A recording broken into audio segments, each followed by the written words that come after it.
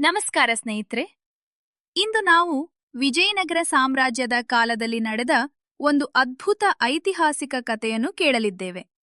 ಆ ರೈತನ ಜ್ಞಾನವನ್ನು ಕೇಳಿದ ನಂತರ ಇಡೀ ರಾಜ್ಯವೇ ಬದಲಾಗಿತ್ತು. ಅದು ಹೇಗೆ ತಿಳಿಯಬೇಕಾದರೆ ಈ ಕಥೆಯನ್ನು ಕೊನೆಯವರೆಗೂ ನೋಡಿ. ಬಹಳ ವರ್ಷಗಳ ಹಿಂದೆ ಕೃಷ್ಣದೇವರಾಯ ವಿಜಯನಗರ ಸಾಮ್ರಾಜ್ಯವನ್ನು ಆಳುತ್ತಿದ್ದರು.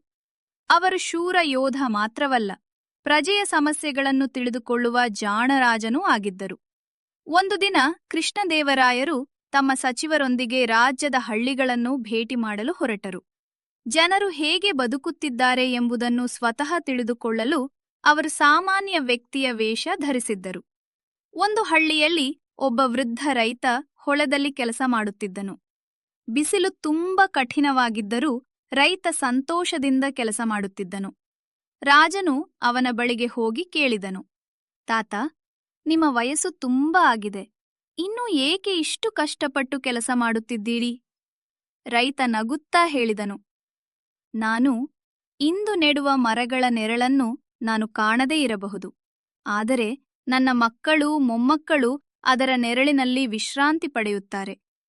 ರಾಜನಿಗೆ ರೈತನ ಮಾತು ತುಂಬಾ ಇಷ್ಟವಾಯಿತು. ಮುಂದೆ ರಾಜನು ಕೇಳಿದನು, ನೀವು ಮಾಡಿದ ಕೆಲಸದ ಫಲವನ್ನು ನೀವು ನೋಡಲಾರದೆ ಇದ್ದರೆ ಅದರಿಂದ ನಿಮಗೆ ಏನು ಲಾಭ? ರೈತ ಶಾಂತವಾಗಿ ಉತ್ತರಿಸಿದನು, ಮಹಾರಾಜ, ನಾನು ಇಂದು ಅನುಭವಿಸುತ್ತಿರುವ ನೆರಳು ನನ್ನ ಪೂರ್ವಜರು ನೆಟ್ಟ ಮರಗಳಿಂದ ಬಂದಿದೆ. ಅವರು ನನಗಾಗಿ ಯೋಚಿಸಿದರು. ಈಗ ನಾನು ಮುಂದಿನ ಪೀಳಿಗೆಗಾಗಿ ಯೋಚಿಸುತ್ತಿದ್ದೇನೆ. ಈ ಮಾತುಗಳನ್ನು ಕೇಳಿ ರಾಜನು ಆಶ್ಚರ್ಯಚಕಿತನಾದನು. ರೈತನ ಜ್ಞಾನ ಅವನನ್ನು ಬಹಳವಾಗಿ ಪ್ರಭಾವಿಸಿತು. ಮರುದಿನ ಅರಮನೆಯಲ್ಲಿ ಸಭೆ ನಡೆಯಿತು. ರಾಜನು ಆ ರೈತನನ್ನು ಕರೆಸಿ ಎಲ್ಲರ ಮುಂದೆ ಗೌರವಿಸಿದನು ಮತ್ತು ಹೇಳಿದನು, ನಿಜವಾದ ಸಂಪತ್ತು ಹಣವಲ್ಲ, ಭವಿಷ್ಯದ ಬಗ್ಗೆ ಯೋಚಿಸುವ ಮನಸ್ಸೇ ದೊಡ್ಡ ಸಂಪತ್ತು. ಆ ದಿನದಿಂದ ರಾಜ್ಯದಾದ್ಯಂತ ಸಾವಿರಾರು ಮರಗಳನ್ನು ನೆಡುವ ಅಭಿಯಾನ ಆರಂಭವಾಯಿತು. ಜನರು ಭವಿಷ್ಯದ ಪೀಳಿಗೆಗಾಗಿ ಕೆಲಸ ಮಾಡಲು ಪ್ರೇರೇಪಿತರಾದರು.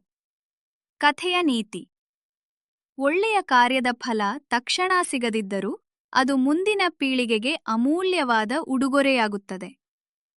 ಹಾಗಾದರೆ ಸ್ನೇಹಿತರೆ, ಒಬ್ಬ ಸಾಮಾನ್ಯ ರೈತನ ಜ್ಞಾನವು ಮಹಾರಾಜನಿಗೂ ಜೀವನದ ದೊಡ್ಡ ಪಾಠವನ್ನು ಕಲಿಸಿತು.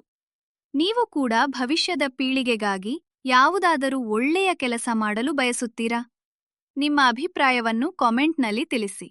ಮತ್ತು ಇಂತಹ ಇನ್ನಷ್ಟು ಪ್ರೇರಣಾದಾಯಕ ಕನ್ನಡ ಕಥೆಗಳನ್ನು ಕೇಳಲು ನಮ್ಮ ಚಾನೆಲ್ ಅನ್ನು ಲೈಕ್, ಶೇರ್ ಮತ್ತು ಸಬ್ಸ್ಕ್ರೈಬ್ ಮಾಡಲು ಮರೆಯಬೇಡಿ.